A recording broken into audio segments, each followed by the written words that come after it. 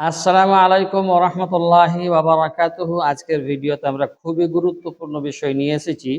আমরা আজকের ভিডিওতে বলবো যে ইসলামে আপনার জেগে স্বপ্নে গুড়া মাছ বা ছোট ছোট মাছ বা মাছের টুকরা দেখার বিষয়টি নিয়ে অনেকেরই মনে প্রশ্ন থাকে।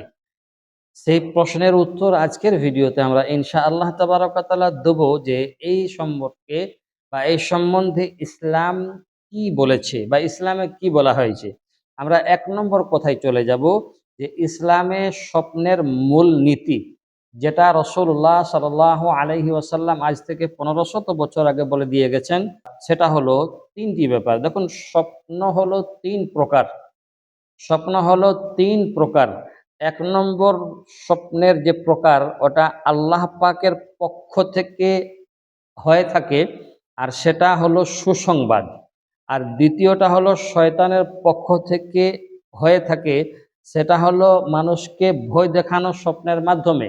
আর তিন নম্বরটা হলো মানুষে নিজের ভাবনা থেকে রাতের বেলায় ওই স্বপ্ন দেখে যেগুলো দিনের বেলায় চিন্তা ভাবনা করেছে। অতএব সব স্বপ্নের নির্দিষ্ট অর্থ কিন্তু হয় না।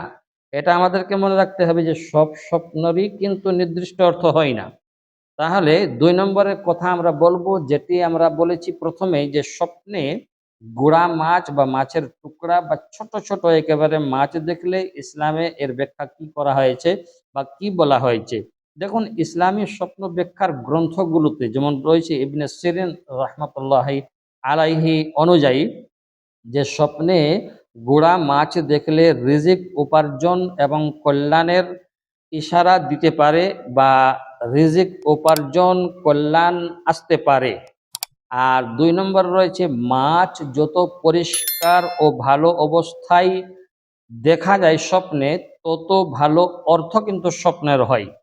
তিন নম্বরে আমরা বলবো, স্বপ্নে গোড়া মাছ দেখলে কি বোঝায়।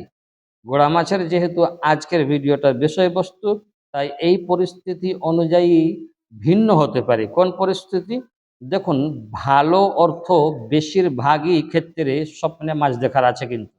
তাহলে অল্প অল্প করে রিজিক আসবে গুড়া মাছ দেখলে। ছোট ছোট ক্ষুদ্র ক্ষুদ্র গুড়া গুড়া টুকরা টুকরা যদি কেউ মাছ দেখে, তাহলে তার অল্প অল্প করে রিজিক আসবে। ছোট লাভ কিন্তু হালাল উপার্জন। ছোট লাভ হবে কিন্তু হালাল হবে, সেটা উপার্জনটা হালাল হবে। ধৈর্যের মাধ্যমে সাফল্য পাবে তারা, এবং সংসারে ধীরে ধীরে বরকত আসবে ইনশা আল্লাহ। কারণ এখানে বলা হয়েছে ছোট মাছ মানে ছোট রিজিক, কিন্তু ধারাবাহিক এটা বলা হয়েছে। এবারে সতর্কতা অর্থ বলা হয়েছে, যে সতর্কতার অর্থ কিছু ক্ষেত্রে দেওয়া হয়েছে। যদি গুড়া মাছ পচা হয়, হ্যাঁ না, দুর্গন্ধযুক্ত হয়, খেতে অস্বস্তিকর লাগে, তাহলে বোঝাতে পারে বা তাহলে এর ব্যাখ্যা হতে পারে অল্প কষ্ট, দুশ্চিন্তা, রিজিক পেতে বাধা। এবারে আসুন কোরআনে কেরিমে এ বিষয়ে কি বলা হয়েছে।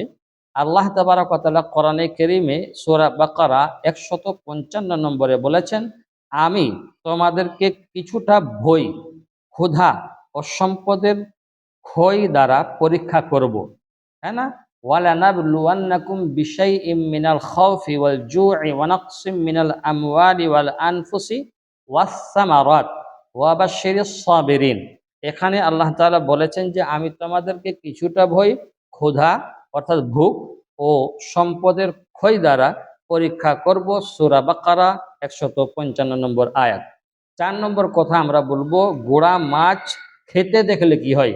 গোড়া মাছ খেতে দেখলে হালাল উপার্জন ভোগ করবে, পরিশ্রমের ফল পাওয়া যাবে, ছোট কিন্তু উপকারী লাভ হবে। ছোট লাভ হবে কিন্তু উপকারী লাভ হবে। 5 নম্বরে আমরা বলবো যে ইসলাম দৃষ্টিতে গুরুত্বপূর্ণ কথা যেগুলো রয়েছে, সেগুলো হলো স্বপ্নে দেখে ভবিষ্যৎ নিশ্চিত করা হারাম। স্বপ্নে কোনো একটি দেখলেন আপনি, আর সেটা দেখে ভবিষ্যৎ নির্দিষ্ট করলেন বা ভবিষ্যৎকে নিশ্চিত করলেন, এটা কিন্তু হারাম। স্বপ্নের উপর সিদ্ধান্ত নেওয়া ঠিক নয়। বুঝতে পেরেছেন? স্বপ্ন যেহেতু শরীয়তের অংশ নয়, সেই জন্য স্বপ্ন শরীয়তের দলিল যেহেতু নয়, সেই জন্য স্বপ্নের উপর ভিত্তি করে সিদ্ধান্ত নেওয়া ঠিক নয়।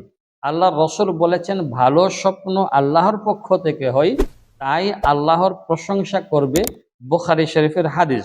এবারে আমরা জানতে পারলাম খুবই ভালোভাবে যে স্বপ্নে গুড়া মাছ, ছোট ছোট মাছ, টুকরা টুকরা মাছ, স্বপ্নে গুড়া মাছ কিন্তু পচা, খারাপ, দুর্গন্ধ, খেতে অস্বস্তি লাগে। এই সব দেখলে আপনার স্বপ্নের ব্যাখ্যা কি হতে পারে আশা করব বুঝতে পেরেছেন। আসসালামু আলাইকুম ওয়া রাহমাতুল্লাহি ওয়া বারাকাতুহু।